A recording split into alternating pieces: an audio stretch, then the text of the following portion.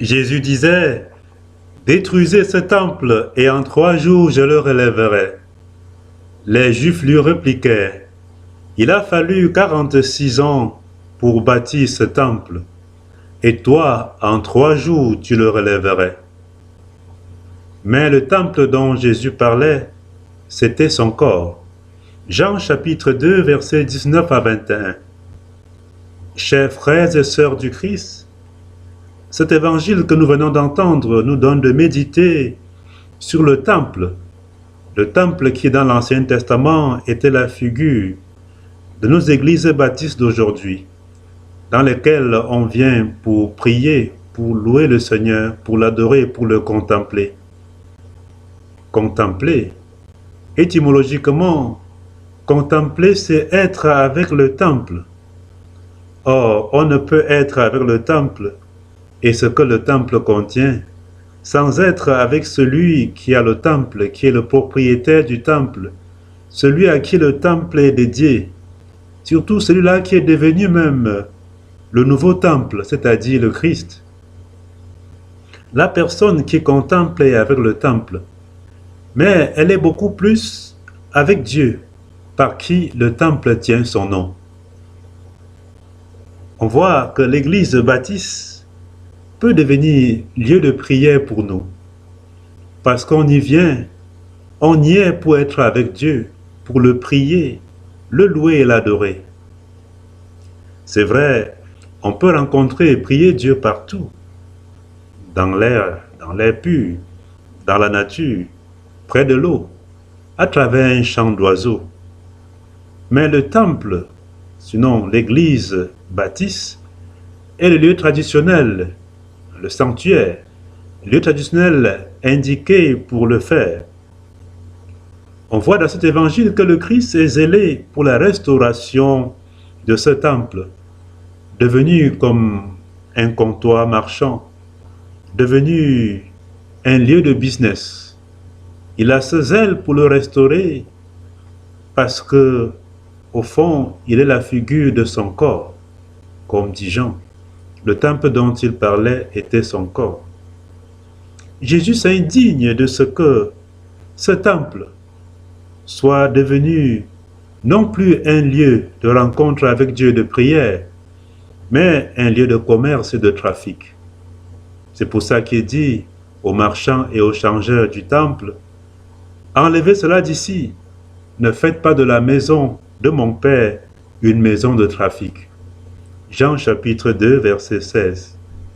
Dans la version des synoptiques, nous lisons plutôt « Ma maison s'appellera maison de prière. Or, vous en faites une caverne de bandits. » Matthieu chapitre 21, verset 13, Marc 11, 17 et Luc 19, 45. Cette affirmation de Jésus est en fait une reprise du prophète Jérémie. Jérémie 7, 11 et Isaïe 56, verset 7.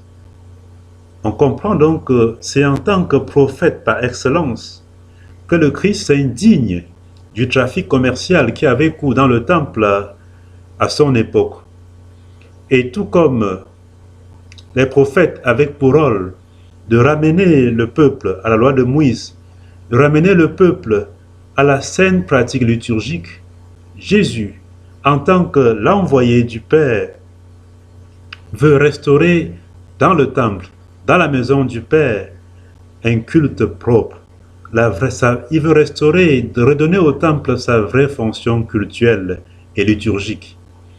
Il veut qu'il cesse d'être comme une bourse de valeur, que le temple cesse d'être un lieu de vente et d'achat, même si c'est liturgique. Il veut qu'il revienne ou bien qu'il retrouve sa fonction première de lieu de prière, de lieu de rencontre et de communication avec Dieu. La maison de prière du Seigneur, devenue une maison de trafic, une caverne de voleurs. Mes frères, mes sœurs, ce reproche du Christ par rapport au temple nous interpelle sur les 4 premières paroles de Dieu données à Moïse au mont Sinaï. Exode chapitre 20, versets 2 à 11. Ces 4 premières paroles peuvent se résumer par le premier commandement, le premier plus grand commandement, à savoir, tu aimeras le Seigneur ton Dieu de tout ton cœur, de toute ton âme, de toute ta pensée. Matthieu chapitre 22, verset 37. Voyez-vous, nous prions le Seigneur parce que nous l'aimons. Si nous ne l'aimions pas, nous ne l'aurions pas prié. On le prie parce qu'on l'aime. Et c'est à cause de cet amour que nous aimons même son temple, lieu où nous exprimons notre adoration, où nous prions, où nous le rencontrons pour lui exprimer, lui offrir nos prières. Voyez, si de l'adoration de Dieu et dans la maison de Dieu, on devient des trafiquants, des marchands, cela veut dire que l'argent aurait pris la place de Dieu, le matériel, celle du spirituel, la vie économique, celle du cultuel et de la religion. En clair, le reproche fait par le Christ ici est que nous sommes passés, ou qu'on soit passé, de l'amour et de l'adoration de Dieu à l'amour et à l'idolâtrie de l'argent. Dieu, la maison de Dieu, deviennent donc comme de simples moyens pour d'autres fins. Et quelles sont ces fins? Le business, l'argent. La religion, le temple ou l'église baptiste ne sont plus des fins pour l'argent et l'économie, mais plutôt des moyens, des instruments pour ceux-ci. L'argent, la recherche de l'argent, le profit, les intérêts sont devenus comme des dieux, surtout en ce siècle de la civilisation du combien. Des dieux à qui on fait un culte, même jusque dans l'église. Ah oui, il arrive qu'on fasse cela. Aujourd'hui, on parle de plus en plus d'ailleurs de church and business, de l'église et des affaires, de l'église comme fonds de commerce pour certaines personnes, surtout quand elle privilégie les biens matériels et terrestres à ceux spirituels, à ceux du royaume.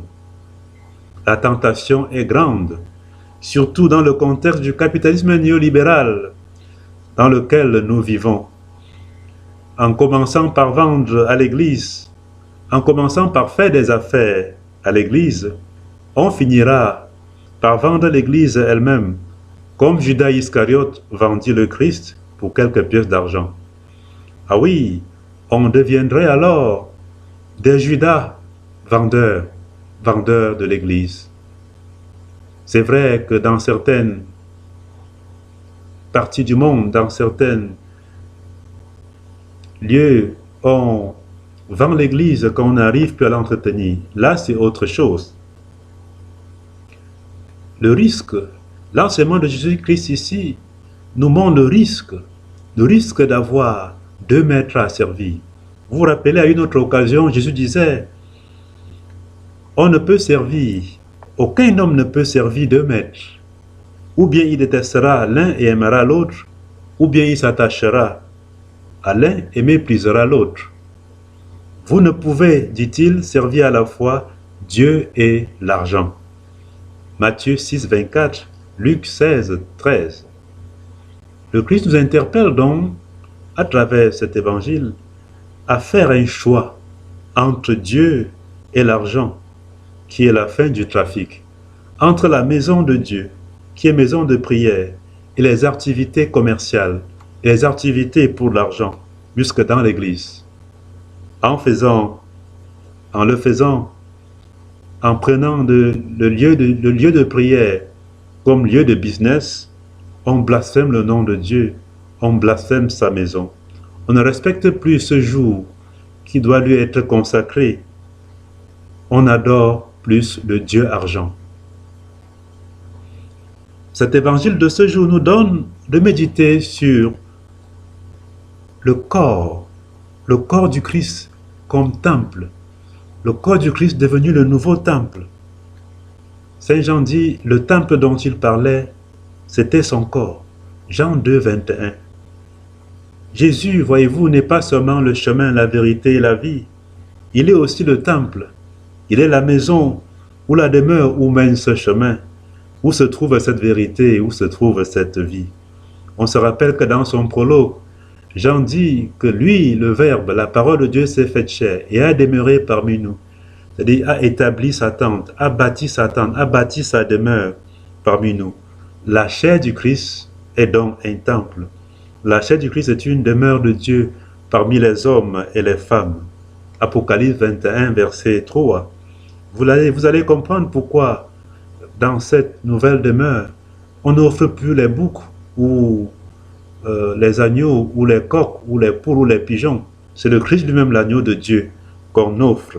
On offre son corps et son sang. C'est en Jésus-Christ, la nouvelle demeure et la maison de Dieu, que nous devons donc désormais rencontrer Dieu et le prier. Il est le chemin qui mène à la demeure divine, laquelle demeure est lui-même. Mes frères, mes sœurs, dans ce nouveau temple qu'il a établi parmi nous en son corps, c'est la vérité de l'amour de Dieu et du prochain que nous devons enseigner afin d'avoir la vie.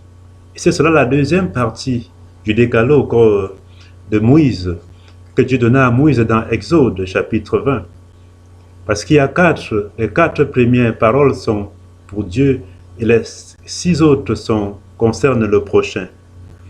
C'est en partant de cette image du temple comme corps du Christ que Saint Paul définit l'Église au fait comme corps du Christ.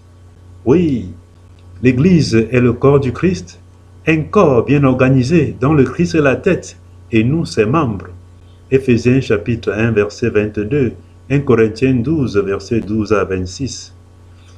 Et là, je cite ici une belle parole d'Augustin à propos qui disait « Si le temple était une figure, il devient évident que le corps du Christ qui est le véritable temple, et dont cet autre n'est que la figure, renferme aussi des vendeurs, des acheteurs ou des hommes qui recherchent leurs intérêts et non ceux de Jésus-Christ. Dans l'Église, corps ou chair du Christ, nous devenons des vendeurs ou des changeurs quand nous nous détournons de la finalité de l'Église, qui est la prière, qui est le témoignage pour le salut des âmes. Pour des intérêts, quand on se détourne pour des intérêts particuliers, des profits malhonnêtes, des profits individuels, les dons de la grâce du salut, les dons de Dieu que le Christ nous a donnés par sa douloureuse passion sont gratuits. On les a reçus gratuitement pour les donner aussi gratuitement. Une question peut alors se poser à nous après la lecture de ce texte, de cet évangile. Qu'avons-nous fait de nos corps qui sont comme des petits sanctuaires, des temples de l'Esprit Saint, la demeure de Dieu, comme dit Paul, 1 Corinthiens 3, 16. Qu'avons-nous fait de ce temple-là? Qu'as-tu fait de ton corps? Qu'ai-je fait de mon corps? C'est à ça qu'il faut répondre, surtout en se tournant vers le Seigneur, dont nous sommes membres, en se tournant vers lui pour qu'il puisse nous laver, si on a souillé son corps, qu'il puisse nous purifier par sa miséricorde et par sa grâce. Amen.